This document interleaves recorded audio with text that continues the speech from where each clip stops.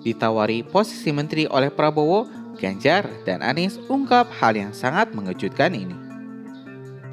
Guru Besar Ilmu Politik Universitas Indonesia UI, Lili Romli meyakini bahwa Anies Baswedan dan Ganjar Pranowo tidak akan bergabung ke pemerintahan Prabowo Subianto apabila Prabowo yang berpasangan dengan Gibran Rakabuming Raka memenangi pemilu 2024. Saya kira kalau mereka Anies dan Ganjar merapat, tidak akan dilakukan ya, meski 02 Prabowo Gibran merayu, ujar Lili dalam live obrolan newsroom spesial pemilu 2024 di kompas.com, Rabu 14 Februari 2024. Oleh sebab itu, Lili yakin sekaligus berharap Anies dan Ganjar beserta kekuatan politik di belakangnya mengambil posisi sebagai oposisi dalam pemerintahan baru mendatang.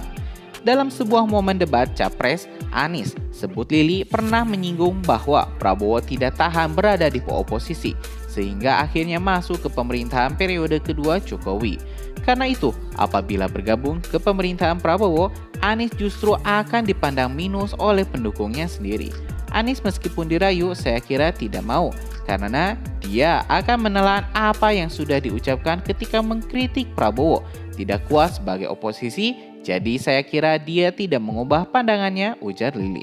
Demikian pula dengan Ganjar Pranowo yang dalam versi hitung cepat sejumlah lembaga survei ditempatkan pada posisi paling buncit perolehan suaranya.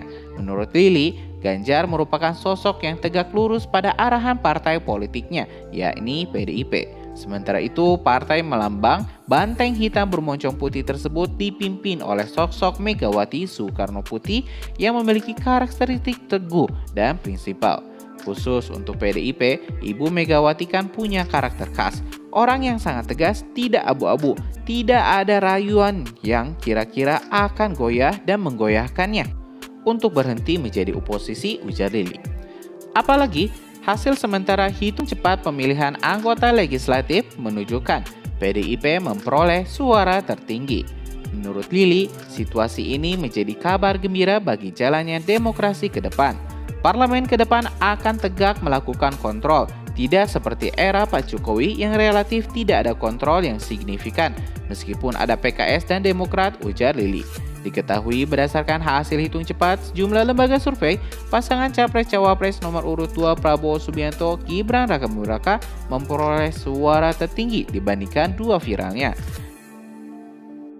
Pasangan nomor urut 1 Anies Baswedan, Muhaimin Iskandar dan pasangan nomor urut 3 Ganjar Pranowo Mahfud MD. Merujuk data Litbang Kompas, misalnya Prabowo Gibran memperoleh 58,68%, sementara itu Anies Muhaimin Iskandar dan Ganjar Mahfud masing-masing memperoleh 25,8% dan 16,24% suara. Adapun angka ini merujuk pada 88,55% data sampel TPS yang masuk.